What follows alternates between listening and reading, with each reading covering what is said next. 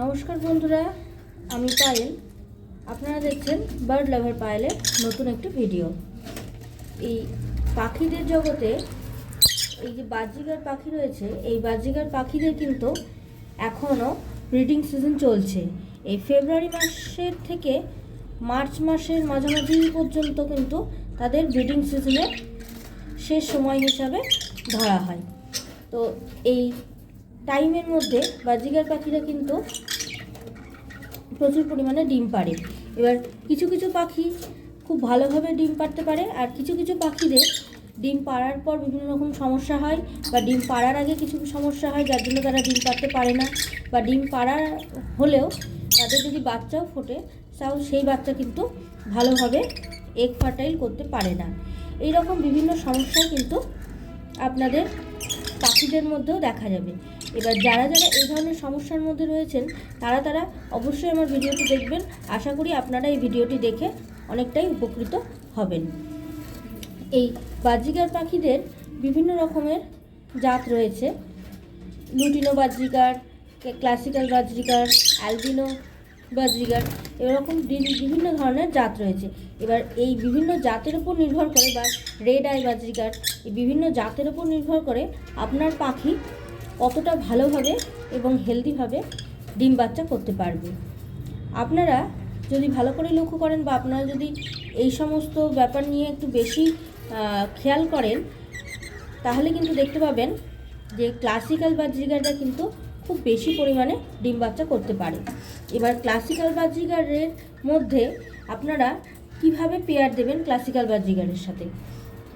Classical বাজরিগারের সাথে pair দিতে গেলে আপনাদেরকে প্রথমে খেয়াল রাখতে হবে যে আপনাদের যে পাখিটা রয়েছে আর আপনাদের যার সাথে জোড়া দিতে চাইছেন, সেই মেল এবং ফিমেলের মধ্যে একটি কিন্তু ক্লাসিক্যাল হতে হবে।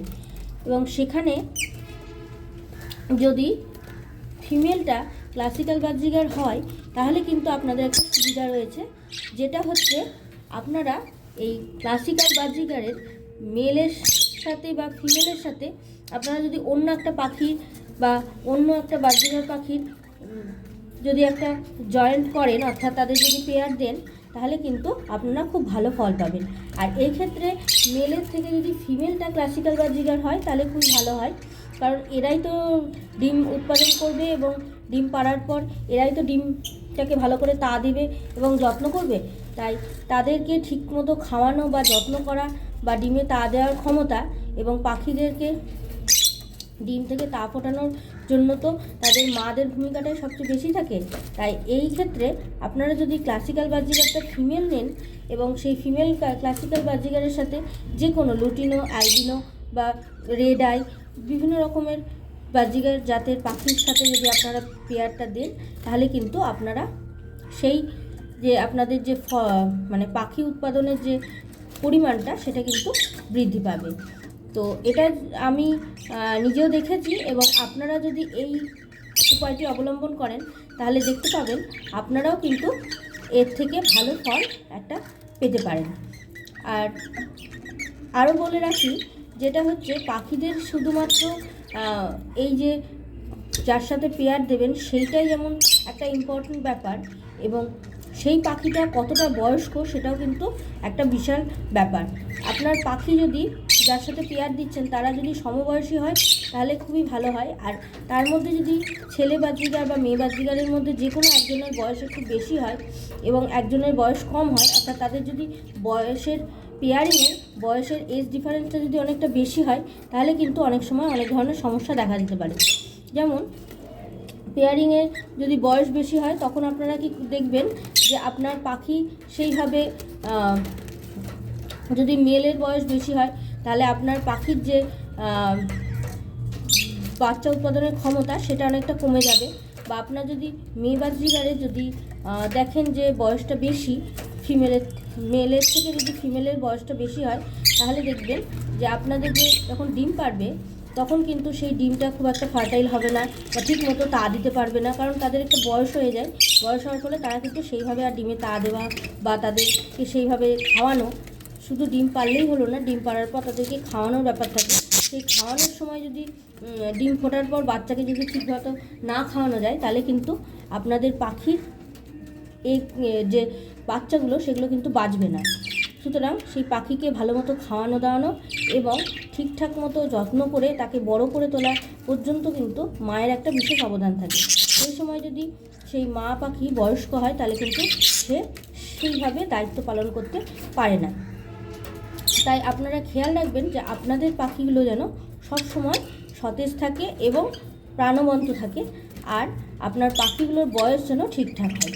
আর সবচেয়ে বড় কথা, আপনাদের তো প্রথমে কনফার্ম করতেই হবে যে আপনারা যে পেয়ারটা দিয়েছেন সেই পেয়ারটা ছেলে এবং মেয়ে কিনা। যদি কোনো কারণে ছেলে এবং মেয়ে না হয়ে থাকে, যদি দোকানদার বা আপনি যার কাছ থেকে পেয়ার নিয়েছেন সে যদি আপনাকে ঠকিয়ে দিয়ে থাকে, তাহলে কিন্তু দুজনেই কিন্তু সেম জেন্ডারে একটা হওয়ার সম্ভাবনা থাকে। এর ফলে কিন্তু ডিম পাওয়া যায় না, আর যদিও বা ডিম পাওয়া যায় সেই ডিমের মধ্যে কিন্তু কোনো রকম যে এগ ফার্টাইলের ব্যবস্থা সেটা কিন্তু কোনোভাবেই হয় না। তাই জন্য আপনারা সর্বপ্রথম দেখে নেবেন আপনাদের পাখিরা মেল এবং ফিমেল কিনা, আর তারপরে দেখে নেবেন আপনাদের যে পাখিগুলো সেই পাখিগুলো একটু সুস্থ সবল আছে কিনা। তারা যদি ঝেমায় বা সেই রকম যদি পাখি হয় তাহলে কিন্তু আপনারা কখনোই নেবেন না। যদি তাদের পুপস যদি নরম থাকে বা তাদের পালকে যদি পুপস লেগে থাকে তাহলে কিন্তু সেই পাখির একটা পেটের সমস্যা আছে, যার জন্য তাদের পুপসটা নরম হয়।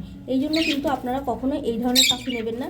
সুস্থ সবল চঞ্চল একটি পাখি নেবেন, আর যতটা সম্ভব চেষ্টা করবেন দিনের বেলায় পাখি সিলেক্ট করতে, কারণ দিনের বেলায় পাখিরা খুব জন্মনে থাকে। যতই আপনি যেখানেই রাখুন সেখানেই কিন্তু পাখি খুব ছটফটে থাকবে, কিন্তু দুপুরের পর বা বিকালের দিকে বা সন্ধ্যার দিকে বা রাতের দিকে কিন্তু আস্তে আস্তে পাখিরা ঘুমাতে থাকে, কারণ তাদের ঘুমের টাইম হয়ে যায়। তাই কিন্তু তারা সেইভাবে রেসপন্স করে না। তাই আপনারা যদি সেই সময় পাখি কিনতে যান তাহলে কিন্তু আপনারা খুব ভালো মতো পাখি সঠিক নির্বাচনও করতে পারবেন না এবং আপনাদের ঠকে যাওয়ার একটা সম্ভাবনা থাকবে। তাই আপনারা খুব ভালোভাবে সঠিক টাইমে এবং দিনের বেলা নির্বাচন করবেন পাখি, আর যেখান থেকে আপনারা বিশ্বাসযোগ্য মনে হবে সেই রকম জায়গা থেকেই কিন্তু আপনারা পাখি সংগ্রহ করবেন। এইভাবে যদি আপনারা আপনাদের পাখিগুলো সাথে পেয়ার দেন বা আপনাদের পাখির সাথে সেইভাবে সঙ্গ দিতে পারেন, তাহলেই কিন্তু আপনারা পাখি কিনে আনবেন।